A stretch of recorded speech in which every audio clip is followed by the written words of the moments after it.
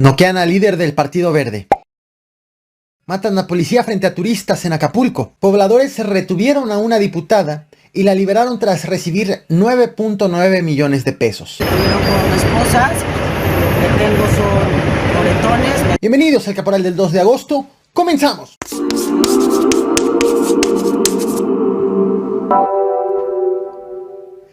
En plena tercera oleada por COVID-19, ayer en Puruándiro, Michoacán, armaron tremendo jaripeo con un toro fuera de control en las gradas de los espectadores.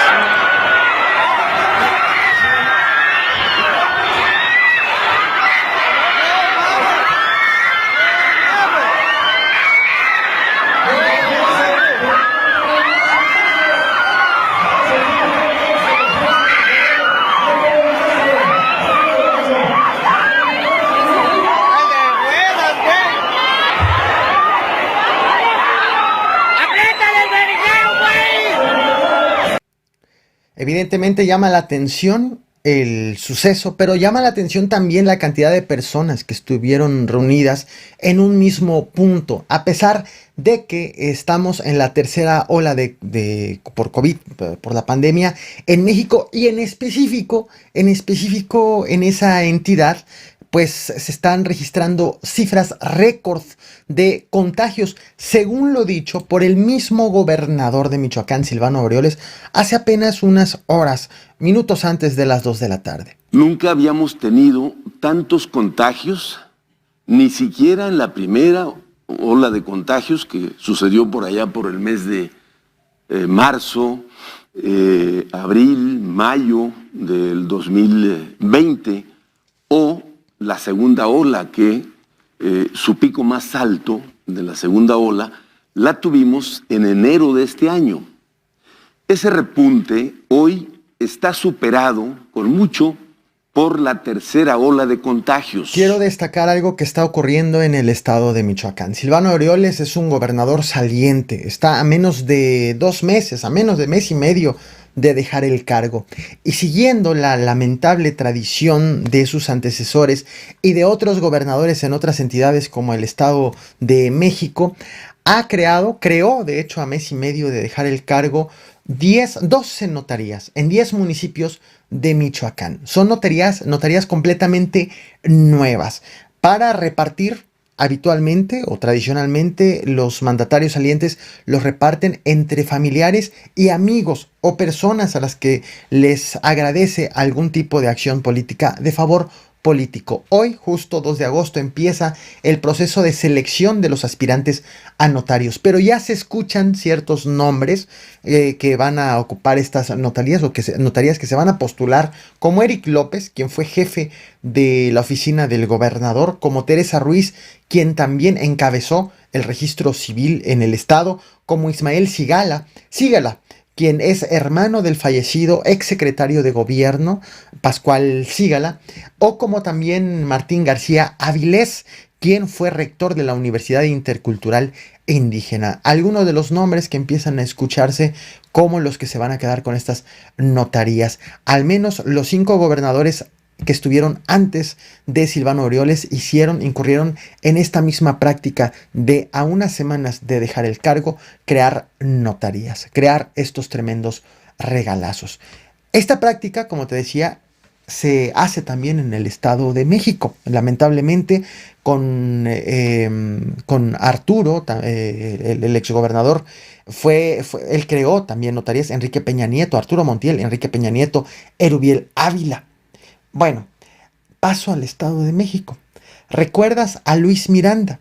Él es compadre de Enrique Peña Nieto, acompañó a Peña Nieto en el gobierno estatal, tuvo varias secretarías, en el gobierno federal también fue secretario, y el pasado 11 de agosto el 11 de agosto del año pasado, evidentemente, te traje a este canal este video, imagen miniatura que estás viendo, del asesinato del papá de Luis Miranda, el asesinato del papá del compadre de Enrique Peña Nieto, tema que di seguimiento sobre el tema del presunto asesino, quien fue detenido unos días después del crimen y posteriormente fue encontrado muerto adentro del penal de Almoloya de Juárez. tema del cual te traje este otro video. Inicialmente, autoridades hablaron de un presunto suicidio, pero posteriormente investigaciones señalaron que pues no fue así, de que probablemente fue asesinado dentro del penal. Bueno, de todo este tema te traje varios videos, te voy a dejar links en la descripción de esta transmisión por si quieres recordar lo que ocurrió al respecto. Lo traigo en alusión porque hoy te voy a hablar no de Luis Miranda, no del compadre de Enrique Peña Nieto, sino del hijo de Luis Miranda, un joven que provocó bastante polémica debido a que durante el gobierno de Peña Nieto compartía fotos, selfies, estando en Palacio Nacional, estando en Campo Marte, estando en edificios públicos, en donde no cualquiera tiene acceso, y él, pues como si estuviera paseando. Luis Miranda, hijo, ha sido designado desde hace ya algunos meses el líder del Partido Verde en Toluca, capital del Estado de México. Y hace unas horas se hizo público un video en donde se aprecia que una persona lo noquea de un golpe. Lo noquean. Esto ocurre en el estacionamiento de la Plaza Arcos Bosques, en la alcaldía Coajimalpa, en la Ciudad de México. Autoridades han identificado ya al agresor como Javier Lindner, y pues una vez que Luis Miranda es golpeado, Luis Miranda hijo es golpeado y es noqueado en el suelo, el agresor le da una patada adicional, una patada en la cabeza. El hijo del ex secretario de Desarrollo Social de Enrique Peña Nieto fue hospitalizado con trauma cerebral. La Fiscalía de la Ciudad de México ya está buscando al agresor. Esto es parte de las imágenes. Obviamente no te voy a mostrar el momento de la agresión, pero ahí es justo cámaras de seguridad que muestran el del lado izquierdo, el de negro, es el hijo de Luis Miranda, líder del Partido Verde en Toluca. Ahí es, tuve que cortar cuando le da un golpe, queda en el suelo, noqueado. Se regresa el agresor para darle una patada y se retira.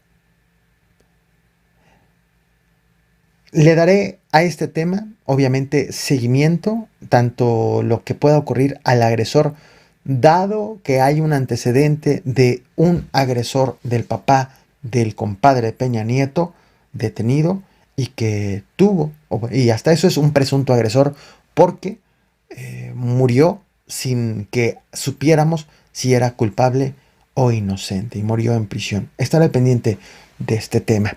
Ayer domingo, día de consulta popular, fue un día con intensa actividad de la delincuencia organizada en la ciudad de Acapulco, en el estado de Guerrero. Autoridades informaron de diversos ataques armados en este lugar turístico, con un balance de 6 personas asesinadas en varios eventos a lo largo del día. En la playa La Roqueta fue asesinado un policía, fue asesinado el agente Edgar Carrillo ante decenas de turistas, ante su familia.